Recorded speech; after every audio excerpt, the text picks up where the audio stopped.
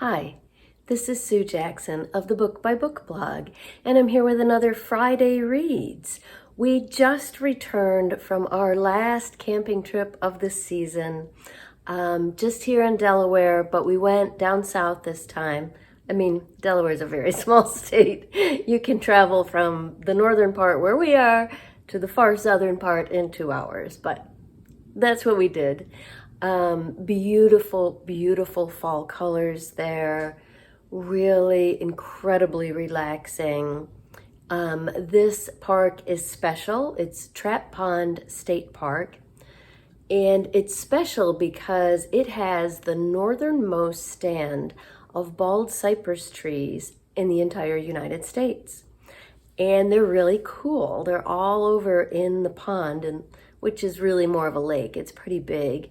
And they're really neat trees. So I will be posting a vlog, maybe this weekend if I'm feeling up to it, otherwise next week. I encourage you to take a look at that, particularly if you are feeling in need of a little peace and tranquility and awe. We got all of that this week. Like a lot of people, we were pretty stunned by the news Wednesday morning. We were camping still, so no TV, which was great. You know, we didn't have the stress of constant updates with the election, but in the morning we did both check our cell phones, and yeah, pretty upsetting news. Also, the weather is fabulous. You can probably tell I'm back in summer clothes. It's 80 degrees out today. So we came really, really close to staying another day. But I haven't been feeling well. I mentioned that last week, and it's still true, unfortunately. Even while camping, pretty bad flu-like aches every day still. It's been about 3 weeks now. Still trying to figure out what caused this. One of the main reasons, probably the main reason, we were out of food, but we could have gone and gotten more food, that we didn't stay longer was because I had some supplements that I'd run out of that were waiting here at home for me and that had been mailed. And since I ran out of those at about the same time that my condition worsened, I thought maybe that was the problem. And so I got back on that last night, but I'm still really achy today, so I don't know. But in any case, we really wanted to stay. I mean, so many times yesterday morning, even once we started packing up, I came really close to saying, let's just stay. But I really did need to get home and get back on my normal regime of supplements and get these ones that I've been missing. They're probiotics, and I suspect, just because it has happened to me many times before, that the flu-like aches mean that my immune system is overreacting to yeast overgrowth. I can see the thrush in my mouth. It's a constant problem for me. I thought I had it well controlled now with medication, probiotics, and diet, but here it is flared up again. So anyway, this is a book video, not a chronic illness video, but I just wanted to give you the update. It was a beautiful place, and we thoroughly enjoyed our time there, and it was super relaxing, and I am eager to share that with you. The fall colors were just stunning down there still. And because of the cypress trees, they turn a bright orange in late fall. So just really beautiful. So look for that vlog. I'll put it up as soon as I can. In the meantime, my reading update. I was reading the perfect book while camping, Leave Only Footprints, My Acadia to Zion Journey Through Every National Park by Connor Knighton. I'm loving this book. So I gave this to my husband for Christmas last year. He really enjoyed it. I was saving it for Nonfiction November and reading it while sitting in this beautiful place, surrounded by fall color, looking out at the lake was just sublime.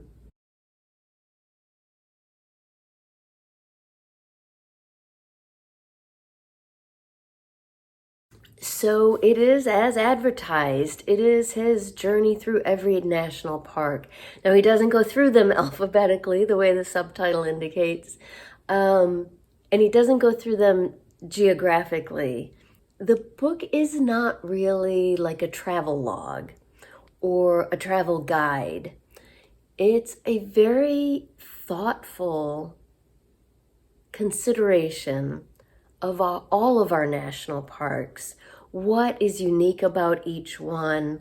So he's divided the book into chapters that each look at some unique aspect, and he groups usually 2 or 3 or more parks into that chapter.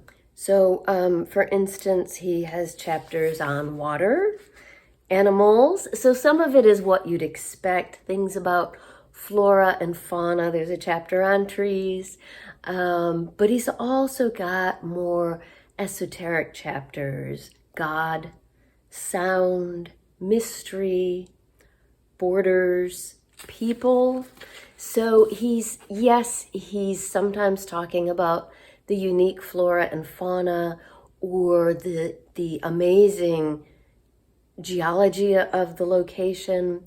But other times he's talking about its history, about what it represents, about the people who have lived in and around the park in the past and currently. It's a wonderful, wonderful book. And I was very pleased to discover that Connor has a great sense of humor. So it's also a funny book. He's just got a great way of describing things. And I just love the way he digs deep. So a couple of really short quotes to give you an idea. And he's got a way of describing his experiences that really bring them alive. So his prologue is set in one of our favorite national parks of all, the Badlands in South Dakota. My husband's got family in South Dakota. We used to go out there every few years with our kids.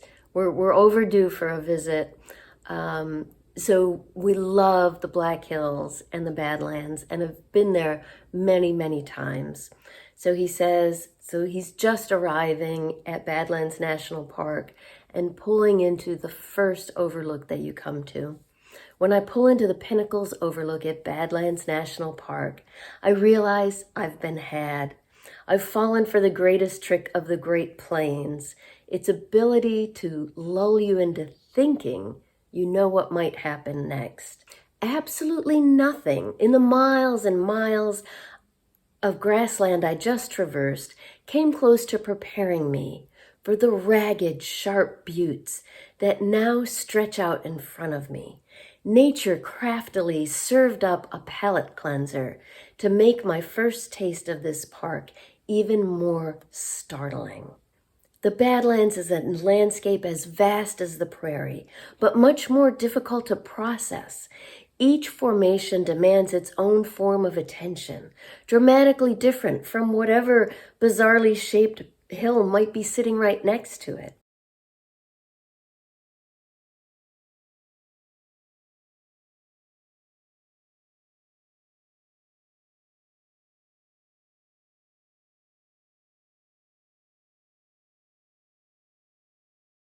So he's an excellent writer. He's got a sense of humor, which you know is important to me.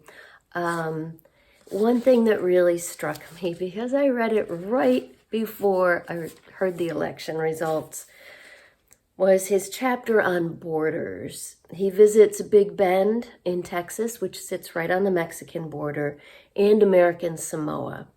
And at Big Bend, he is focused on the fact that this national park is sitting right on the Rio Grande, which at this point is a shallow stream, basically, that you can wade across into Mexico.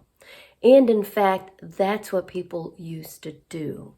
Just go back and forth. There's a small Mexican village just on the other side of Big Bend National Park. There were actually proposals when Big Bend was first formed to make it an international park jointly managed by Mexico and the United States. If that had happened, what would be the impact now? But he gets into how this tiny, tiny village of less than 200 people in Mexico, the closest civilization to them is Big Bend National Park across the river. They would have to drive for 2 hours to get to the closest town with, for instance, a good-sized store in Mexico. And so historically, the people in this little village just rode across the river or walked across the river to use the store at Big Bend National Park and to run other errands. And so after 9/11, when you were no longer allowed to cross that river, that town was decimated. A lot of people had to leave. And eventually they set up a small official customs station right there so that people could cross back and forth. And now we're back to people being able to cross back and forth. But what would happen to these people if there were a wall built there? And not only that, but the national park itself recommends that while people are visiting Big Bend, they take a rowboat, which one of the Mexican citizens runs, which is, he calls his international ferry, to visit this Mexican town, to eat in their 2 little family-run restaurants, to visit another country. And yeah, I'm getting carried away, but you can tell that chapter really affected me, as well as simply just now being extremely concerned about the future of our national parks and about climate change. But the book itself is wonderful. The author actually, he did this for personal reasons, but he was a correspondent, an independent contractor with CBS Saturday morning show. And so they ran videos of certain of his visits to certain parks for an extended period. It was like a recurring feature that they had. So I am definitely going to check those out here on YouTube because I am loving this. There are some photos, some color photos in here, some taken by his CBS photographer, videographer, who is a Mexican immigrant, which ties into the whole story. Others that he took himself on a small camera. But yeah, the pictures are great, and I really want to see some video. So I'm about halfway through. It's fun to read about the parks we've been to and to revisit these familiar places, but it's also wonderful just to explore these places through his writing. So I highly recommend Leave Only Footprints by Connor Knighton.